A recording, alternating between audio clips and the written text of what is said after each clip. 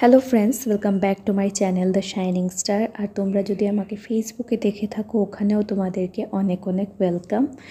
So আমি এখানে আজকে মানে থার্ড না ফোর্থ ডে হবে, দুটো ভিডিও একসঙ্গে মিক্স করে আমি দিচ্ছি।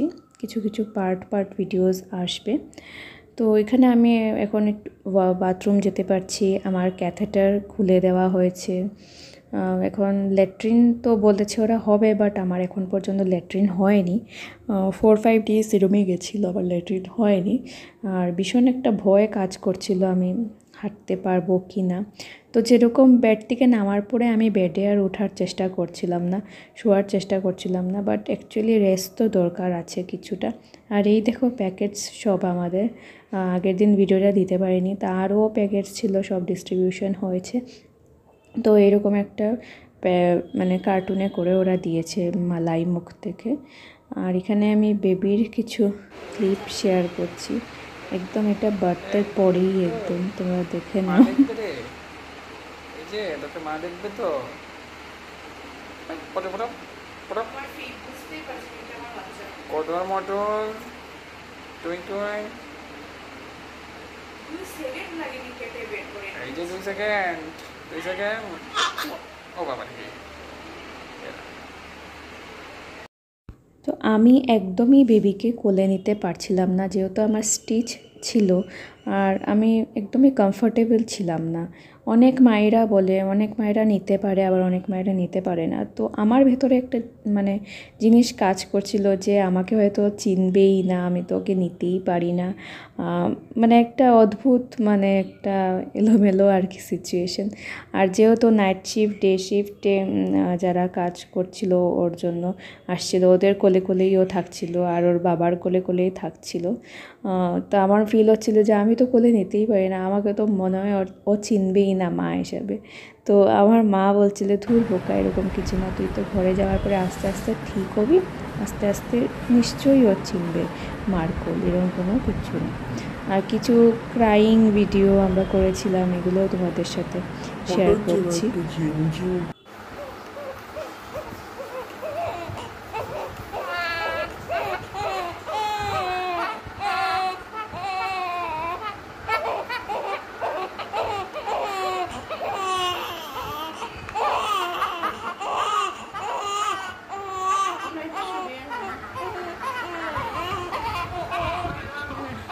ওরা সুরের রাখলে সব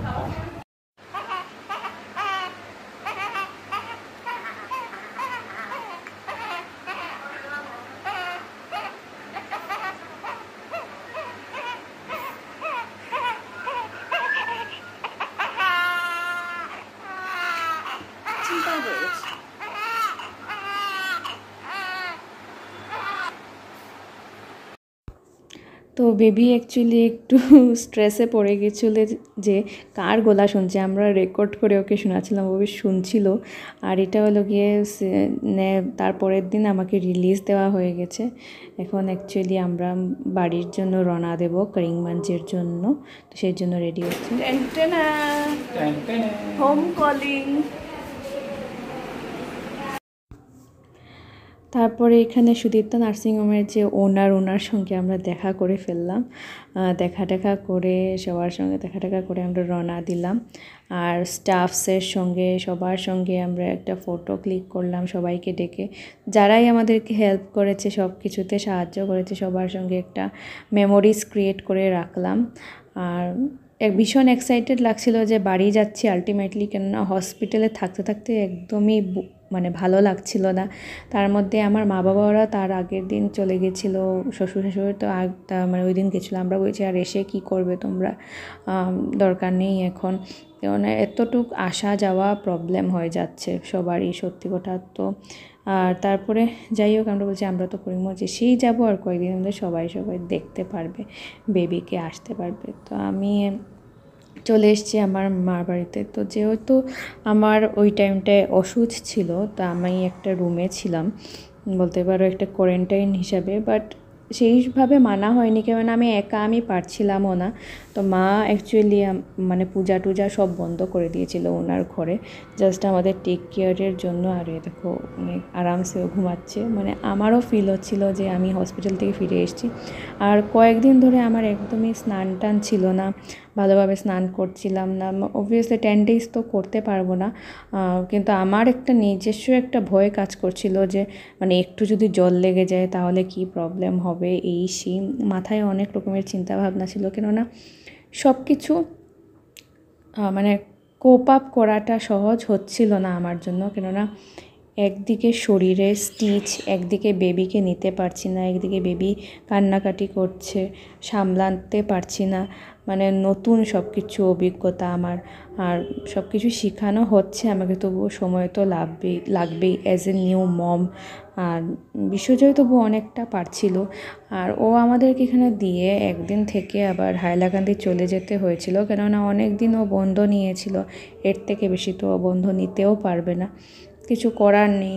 আর আমি যে হাইলাকান্দি গিয়ে থাকবো সে পরিস্থিতিও না, আমি নিজেকেই টেক কেয়ার করতে পারছি না, বেবিকে তখন কিভাবে করব। সেই জন্য আমার করিমগঞ্জে থাকাটা খুবই জরুরি ছিল।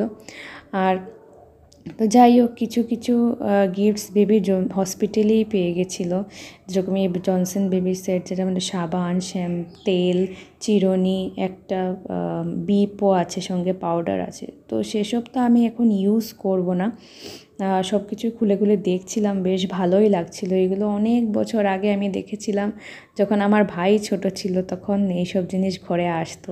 আমার ভাই আমার থেকে 9 yearsের ছোট, সেই জন্য মানে আমি সেই জিনিসগুলো মানে দেখতে পেরেছি, মনেও মানে আছে আমার এখনও। আর এইসবই দেখছিলাম। তো একটা বেবি সেট করলাম, এখান থেকে একটা বিপ নিলাম, মিল্ক খাওয়াতে সময় তোমার সুবিধা হবে। তো এইসবই চলছিল। আর এখন অ্যাকচুয়ালি বেবি ঘুমিয়ে পড়েছে, পরের দিনের টাইম এটা। আর কিছু গিফটস তো এসছে, তোমাদের সঙ্গে শেয়ার করছি। ফাইনালি বেবি এখন ঘুমিয়েছে, আর আমি একটু গিফটসগুলো দেখছিলাম। বেবি জন্ম হওয়ার পর থেকেও কিছু কিছু গিফটস পাওয়া শুরু করে দিয়েছে। আর এখানে একটা প্যাকেট দেখছো, এটা বান্টি দাদা, রেনুভাবি ওরা দিয়েছে। একটা অয়েল ক্লথ দিয়েছে, যেটা মানে ভিজলেও মানে অনেকবার মানে রিইউজ করা যাবে। আর আরেকটা জিনিস তোমাদেরকে দেখাচ্ছি, আর কি দিয়েছে,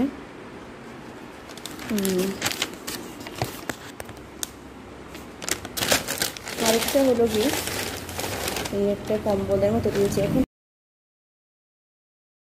খুবই সুন্দর কম্বলটা, দেখতে পাচ্ছ।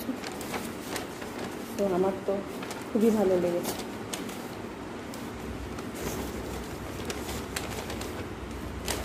তো এটা আর এখন মানে ধুচ্ছি না, একবার ডেটল দিয়ে ওয়াশ করার পরে মানে আমি ইউজ করি। সেইটাই। তো মুখ চোখের অবস্থা দেখছো খুবই খারাপ, বাট কিছু করার নেই।